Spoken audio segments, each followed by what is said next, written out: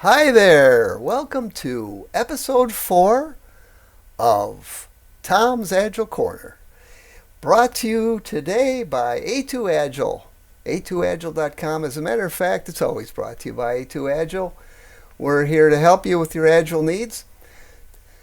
Today I'd like to talk about something called permanently dissatisfied. Sounds pretty dark, but it's not really dark. The term comes from a quote by Aichi Toyoda. Aichi Toyoda was the 5th president of Toyota Motor Corporation, who introduced the Toyota Corolla and revolutionized the automotive industry. And we owe a lot in the Agile community to Aichi because that Toyota way ultimately became the foundation for a lot of the Agile principles. And Aichi said, our current success is the best reason to change. We must be permanently dissatisfied in order to succeed. And this is pretty profound when you think about it. And the reason that it caught my attention is because just the other day I was participating in a lean coffee with some Agile practitioners, and one of the discussion points that came up was, hey, our team is very successful and they're not open to Agile practice because the managers love us, our customers love us, we're delivering the right product, good quality, fast. Why would we do anything different when we've nailed it down? And of course the answer is that if you do something right, pretty soon people are going to be copying you.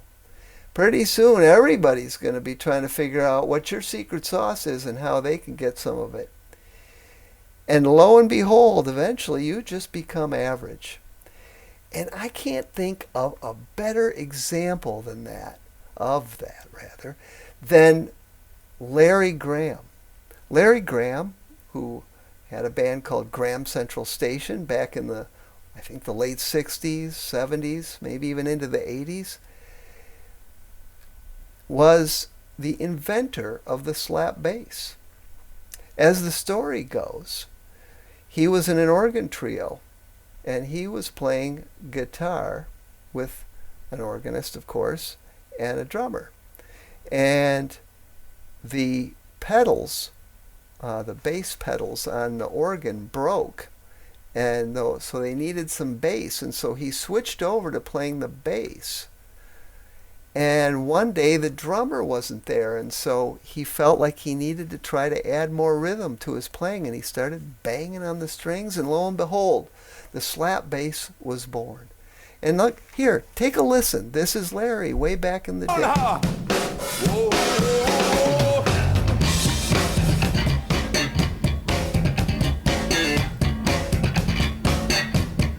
The man certainly could play. And just to show you how ubiquitous slapping is now, here's me a few years ago doing the same thing.